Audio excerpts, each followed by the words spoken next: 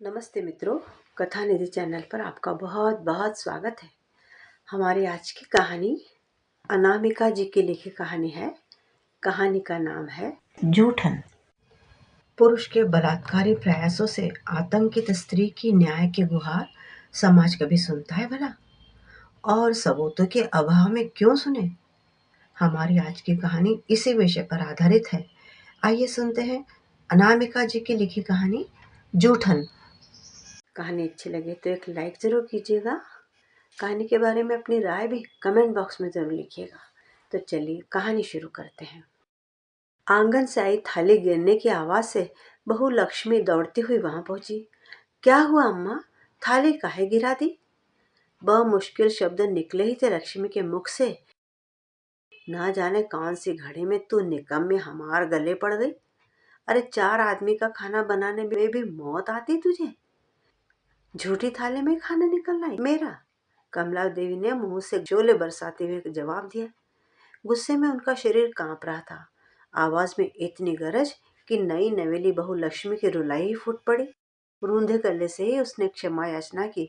गलती हो गई अम्मा, साफ ना हुई होगी थाली सही से। आगे से ऐसा ना होगा। अपनी थाली उठा और चलती बन यहाँ से। मेरे गुस्से का इम्तिहान ना ले। और अम्मा फिर गरजी। बहू लक्ष्मी ने सुबकते हुए थाली उठाई और रसोई घर की ओर चल दी।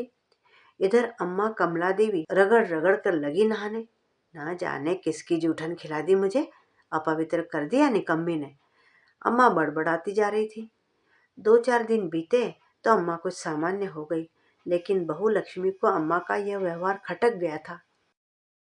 अम्मा जी यानी कमला देवी बड़े ही रोबीले व्यक्तित्व की महिला है। उनकी कड़कती आवाज से गांव भर में लोग घबराते हैं। वह हंसते मुस्कुराते कमी दिखाई देती हैं। खेत खलिहान जमीन जायजा किसी बात की कोई कमी नहीं है उनके। 2 बेटे सूरज प्रताप और वेद प्रताप हैं। बड़े बेटे सूरज की अभी कुछ दिन पहले ही शादी हुई है।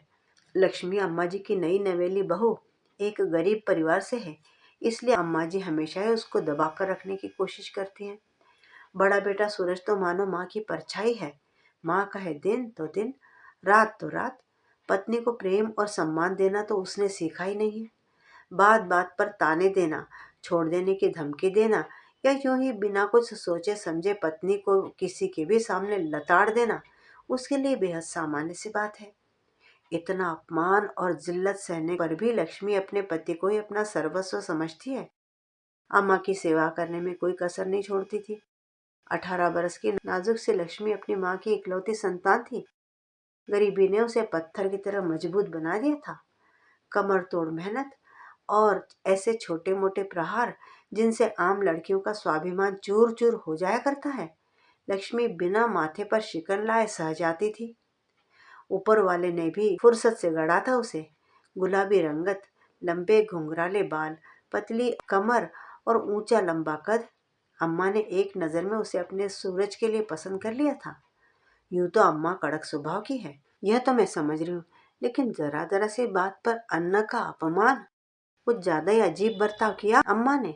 लक्ष्मी अपने पति को बता रही थी, देख तू ज्यादा दिमाग मत चला और आइंदा कोई शिकायत नहीं मिलनी चाहिए तेरी।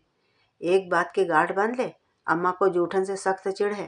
ध्यान रहे उनको किसी की उतरन और जूठन तनिक ना छूने पाए। अगर छुई तो तू जाने और अम्मा जाने, मैं तो तुझे उठाकर तेरे बाप के पास पटक आऊंगा। जो लुगाई मेरी माँ का ध्यान न रख सके उसे क्या फोड़े पर घिसकर लगाऊंगा मैं। त्योरिया चढ़ाते हुए सूरज ने लक्ष्मी को फटकार लगाई।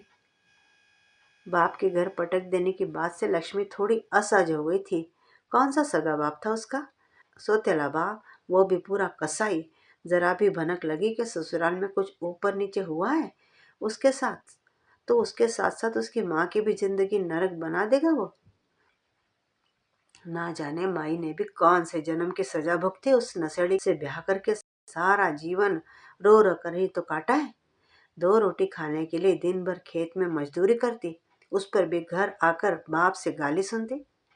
अनायासी उसकी आंखों के कोर भीगने लगे। अगले ही पल खुद को संयत करते हुए वह घर के कामकाज में लग गई।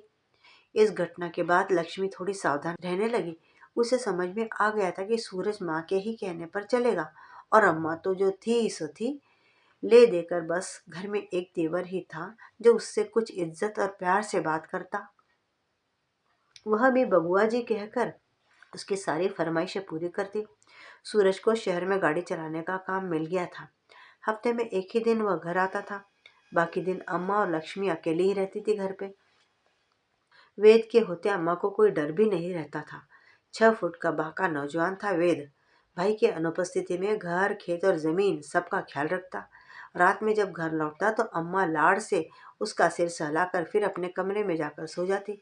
लक्ष्मी कमरे में खड़ी माँ बेटे का प्यार देखकर भाव विभोर हुई जाती। लक्ष्मी सोचने लगती, आखिर उसने कब अपनी माँ का प्रेम भरा स्पर्श महसूस किया था। उसे याद ही नहीं था। पहले पिता ने गर्भवती माँ को छोड़ दूसरी शादी कर ली थी। कितने ही साल तो माँ ने समाज में नाक रगड़ रगड़ कर सबको अपनी पवित्रता साबित करने में बिता दिए थे। पुरुषों के इस समाज में किसी स्त्री को अगर पुरुष छोड़ दे तो समाज स्त्री में ही खोट ढूंढना आरंभ कर देता है। 18 बरस की कच्ची उम्र में शादी, तलाक और बिना पति के कोख में एक बच्चा लिए वह दर दर ठोकरें खाती रही। मर्दों की अच्छी बुरी नजरों का सामना करती रही। वह भीतर से टूट रही थी। ऐसे में एक आदमी ने उसे सहारा दिया, ब्याह करके अपने घर ले गया। उसने फिर से जीने की कोशिश की ही थी कि एक बार फिर सच्चाई के भौंडे रूप से उसका सामना हुआ था। माँ का यह नया पति हर रात उसकी अस्मत को कुचल कर मारपीट करता और दिन चढ़ते ही बोतल खोलकर बैठ जाता। जब अपना पेट पालने के लिए वह मजदूरी करने लगी तो उसकी मेहनत की कमाई भी वह छीन कर दारू में उड़ा देता। उसने कब का मुस्कुराना छोड़ दिया था, शायद उसे अब याद भी नहीं और अब कोई आस भी नहीं है जीवन से। लक्ष्मी की शादी तय करते समय भी माँ बिल्कुल संवेदनाहीन सी खड़ी थी। उसने कोई विरोध भी नहीं किया था, ना ही खुशी जाहिर की थी। जिंदा लाश बनकर जीती थी उसकी माँ। अब सुख दुख का एहसास ही भूल चुकी हुआ। उसका हृदय खाली हो चुका है, जिसमें न प्रेम है न नफरत। लक्ष्मी ऐसे ही बिना ममता की छांव के बड़ी हुई, इसलिए माँ बेटे का प्रेम देखकर अक्सर भावनाओं में बह जाती। भाई के कमरे में अकेली सोती जवान खूबसूरत भाभी को देखकर वेद की नीयत बदलने लगी थी। रात बेरात वह लक्ष्मी को किसी न किसी बहाने से बुलाता और कोई काम पकड़ा देता। लक्ष्मी भी बहुआ जी के काम को कभी इनकार नहीं करती। पूरी तन्मयता से वह काम में जुट जाती। उधर वेद बदनियती से उसे घूरता रहता। दिन में भी सीधे पल्ले की भारी भरकम साड़ी और सिर पर पल्लू ओढ़े रहने वाली लक्ष्मी रात में हल्के जॉर्जेट की साड़ी पहन लेती। उस पर भी उसकी बेफिक्री से उड़ता आंचल और खुले बालों की लटें उड़ उड़कर वेद के दिल में हलचल पैदा कर देती थी। अम्मा को वेद का यूं लक्ष्मी से बोलना बतियाना बुरा न लगता था। ना ही उन्होंने कभी लक्ष्मी को बिना घूंघट के वेद से बात करने को मना किया। वेद के हंसी मजाक को भी वे उसका बचपना समझकर नजरअंदाज कर दिया करती। लक्ष्मी के मन में कोई खोट न था। वो तो बस 2 मीठे बोल की प्यासी थी जो उसने अपने जीवन में कभी सुने ही नहीं थे। पहले बाप और फिर पति भी गरम मिजाज मिल गया था। किस्मत में अगले पल क्या होने वाला था इसका अंदाजा नहीं था लक्ष्मी को। समय बीतता जा रहा था। वेद की गिद्ध दृष्टि भी लक्ष्मी पर बढ़ती ही जा रही थी। एक दिन खबर मिली कि अम्मा की खास सहेली अनुपमा की हालत गंभीर है। रात का समय था। अम्मा की बेचैनी देखकर वेद बोला, काहे चिंता करती है अम्मा, मैं अभी तुझे मौसी के घर पहुंचा देता हूँ। आधी रात ही अम्मा के लिए निकल पड़ा। अनुपमा के घर पहुंचकर अम्मा ने वेद को वापस घर लौटने को कहा। बहू को घर में अकेले नहीं छोड़ सकती हूँ, अभी तू घर के लिए निकल, यहाँ की खबर मैं टेलीफोन पर कर दूंगी। वेद देर रात को घर पहुंचा। लक्ष्मी को अपना ही इंतजार करते पाया। मौसी ठीक तो है ना बबुआ? हमें तो चिंता में नींद ही नहीं आ रही थी, लक्ष्मी ने कहा। ठीक क्या, उनका आखिरी वक्त समझो। ओ भाभी, एक कप चाय बना दोगी? थकान बहुत हो रही है। अभी लाई। आंचल समेटकर लक्ष्मी रसोई की ओर बढ़ गई। पानी चढ़ाया ही था कि लक्ष्मी को अपने पीछे एक साया सा लहराता दिखाई दिया। पलट कर देखा तो वेद उसके बिल्कुल नजदीक खड़ा था।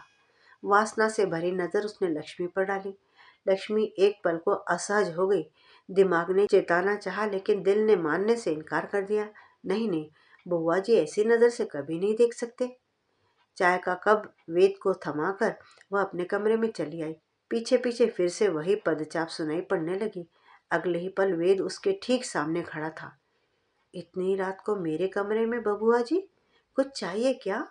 तुम्हारा बबुआ नहीं हूं मैं, वेद भी बुला सकती हो तुम, लेकिन तुम समझती कहाँ हो मेरी जरूरतें। वेद कुटिलता से मुस्कुराया। लक्ष्मी पर घड़ों पानी गिर गया। इतनी बेशर्मी, इतना दुस्साहस, भूल रहे हो तुम्हारे बड़े भाई की पत्नी हूं मैं। अभी निकलो यहाँ से, नहीं तो अम्मा जी को सब बता दूंगी मैं। गुस्से से चीख पड़ी थी लक्ष्मी। अच्छा, और तुम्हें लगता है कि अम्मा तुम्हारी बात मानेगी? 1 मिनट में निकाल बाहर करेगी तुम्हें, झूठी मक्कार बताकर। फिर बताते रहना अपने शराबी बाप को अपनी आप बीती। वह ढीठपने से मुस्कुराया। लक्ष्मी भाभी चुपचाप मेरी बात मान लो, किसी को कुछ पता नहीं चलेगा। मैं आपके आगे हाथ जोड़ती हूँ, प्लीज आप जाइए यहाँ से। लक्ष्मी गिड़गिड़ाई। मतलब तुम प्यार से नहीं मानोगी। एक ही झटके में उसने लक्ष्मी को बिस्तर पर गिरा दिया। लक्ष्मी जाल में फंसे पंछी की तरह उसकी पकड़ से छूटने को छटपटा रही थी। ये पाप है बबुआ, छोड़ दो मुझे। अम्मा जी, अम्मा जी, कोई बचाओ, लक्ष्मी चीख रही थी। तभी अचानक दरवाजा खुला। देखा तो सामने अम्मा खड़ी थी, कमरे में रोती बिलखती बहू और उसको कसकर पकड़े छोटा बेटा वेद। अम्मा गर्जी। अम्मा मेरी कोई गलती ना है, ये लक्ष्मी मुझे बहला फुसला कर। वेद ने कहानी बनानी शुरू की। उसे पूरा यकीन था कि अम्मा अपने लाडले बेटे की बात को ही सही मानेगी। उधर अम्मा जड़ हुई खड़ी थी। आंखों के आगे अंधेरा छाने लगा था। कुछ होश संभाला तो 26 बरस पहले की घटना एक के बाद एक आंखों के सामने घूमने लगी। मुझे माफ कर दो माई, मेरी कोई गलती नहीं है। मैंने तो सूरज के बापू के अलावा कभी किसी मर्द को आंख उठाकर भी नहीं देखा। ये रावण खुद मेरे कमरे में घुसा चला आया और मेरे साथ जोर जबरदस्ती की। इसमें मेरा क्या कसूर, बताओ आप ही। कुछ बोलो ना सूरज के बापू, मेरा भरोसा करो। माई, आप तो औरत को समझती हो ना, मेरे साथ ऐसा अन्याय ना करो। मैंने कभी इसको ना बुलाया, ये पहली बार मेरे कमरे में घुसा है। आपके एक बेटे ने मेरे साथ दुराचार किया और दूसरा मेरे ही चरित्र पर उंगली उठा रहा है। युवा कमला देवी गिड़गिड़ा रही थी। तू सच बोले या झूठ, किसी की जूठन इस घर की लक्ष्मी नहीं बन सकती। तू एक जूठन है, बस, इससे ज्यादा तेरी कोई औकात नहीं यहाँ। कल सुबह होते ही इसे पूरे गांव में मुंह काला करके घुमाना, फिर उठाकर यहाँ से फेंक देना। पता तो चले इस कलंकनी को कि बदचलनी का परिणाम क्या होता है। माई ने फैसला सुना दिया था। कमला रोती चिल्लाती रही, किसी ने उसकी एक न सुनी थी। सारा कुनबा खड़ा उसे जूठन बुला रहा था। वह असहाय सी घुटनों में मुंह दिए नीचे बैठी थी। बड़े घर की बहू थी, गहनों की कोई कमी नहीं थी। कमरे में आकर उसने अपने सारे गहने एक पोटली में बांधे और सूरज को उठाकर आधी रात में ही वहां से भाग निकली। दूर के एक भाई की मदद से सारे जेवर बेचकर सुदूर क्षेत्र में जमीन खरीदी और वहीं खेती बाड़ी करने लगी। अकेले सूरज और अपने अजन्मे बच्चे के लिए सहारा बनी। दोनों को पाला पोसा। पति के होते हुए भी जीवन भर विधवा का जीवन बिताया। पति, ससुराल, मायका सब पीछे छोड़ गया था। अगर नहीं छूटा था तो वह था जूठन का दाग जो उसके दामन को कलंकित कर गया था। गलती ना होने पर भी सारा जीवन खुद को ही दोषी समझकर वह दंड देती रही थी। आज भी जूठन देखकर उसे अपने कानों में वही जूठन वाली आवाज सुनाई देने लगती और वह विचलित हो जाती। अम्मा मेरी कोई गलती नहीं है। बहू हाथ जोड़े खड़ी थी, डर के मारे पैर कपकपा रहे थे। फैसला तो वह जानती थी कि वेद के पक्ष में ही होगा। मैं 4 दिन पहले आई गरीब घर के अनाथ, कौन मेरी सुनेगा। यहाँ से निकाले जाऊंगी तो मेरे साथ ही माँ का जीवन भी खराब हो जाएगा। लक्ष्मी का मन अब खुद से ज्यादा अपनी माँ के लिए व्यथित हो उठा। मैं यहाँ किसी कोने में पड़ी रहूंगी अम्मा, किसी से कुछ नहीं कहूंगी। मुझ अभागन पर तरस खाओ, लक्ष्मी बोलती जा रही थी। जूठन, जूठन, वह मुश्किल कुछ शब्द फूटे अम्मा के मुंह से। फिर पूरा साहस जुटाकर अम्मा फिर से बोली, तू जूठन नहीं है मेरी बिटिया, बेगैरत इंसान निकला मेरा बेटा। माँ समान बड़ी भाभी पर हाथ डालने की हिम्मत भी कैसे हुई रे तेरी। अभी इस घर से बाहर निकल जा। जो आदमी बहन बेटे की इज्जत ना कर सके वो घर तो क्या समाज में भी रहने के लायक नहीं। मुझे क्या पता था, मैं औलाद नहीं सांप पाल रही हूँ। जो एक दिन घर की इज्जत को ही डस लेगा। गरीब की बेटी की इज्जत इतनी सस्ती नहीं होती कि कोई भी उसे अपने रुपए पैसों से खरीद सके। तुझे क्या लगा था मैं इस गरीब की लड़की को ही गलत समझूंगी? सही गलत में खूब फर्क समझ आता है मुझे। दफा हो जाए यहाँ से, कभी अपनी शक्ल मत दिखाना, नहीं तो पुलिस में दे दूंगी तुझे। लेकिन अम्मा, आप यहाँ आप यहाँ कैसे पहुंची? बहू ने सवाल किया। ना जाने क्यों बेटी, मुझे घबराहट हो रही थी। मेरा दिल नहीं माना तो अनुपमा का भतीजा नकुल मुझे वापस छोड़ गया। आज अनर्थ हो जाता अगर मैं समय से ना पहुंचती तो। कैसे तुझसे नजर मिलाती मैं बेटी? तू मेरे बेटे की अमानत है, इस घर की लक्ष्मी है। और लक्ष्मी तो सदा ही पूजनीय होती है। किसी की गंदी नियत या गंदे हाथों के छू लेने भर से वह अपवित्र नहीं हो जाती है, जूठन नहीं हो जाती है। इस हादसे ने मेरे मन में छिपे उस जूठन के दाग से मुझे मुक्ति दे दी। कोई कुत्ता पागल होकर काटने लगे तो उसे ही गोली मारी जाती है, खुदकुशी नहीं की जाती। इससे पहले कि कोई महिला इन कुत्तों से डरकर खुदकुशी करे, इनको चुन चुन कर गोली मार देनी चाहिए। आंसू आज सारे बांध तोड़कर बह जाना चाहते थे। ना जाने कितने बरस से इनको रोक रखा था कमला ने। वेद कभी का गांव छोड़कर भाग चुका था। इधर लक्ष्मी अम्मा के गले लगकर बरसों की अपनी ममता की प्यास बुझा रही थी।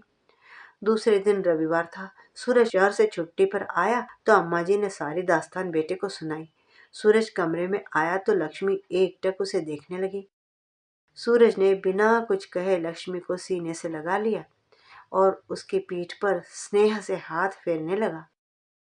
मित्रों, अभी आप सुन रहे थे कहानी जूठन, अनामिका जी की लिखी कहानी। एक लाइक और अपनी राय कमेंट बॉक्स में ज़रूर लिखिए। चैनल पर नए हैं तो चैनल को सब्सक्राइब भी ज़रूर कर लीजिएगा। कहानी सुनने के लिए बहुत बहुत धन्यवाद। आपका दिन शुभ हो।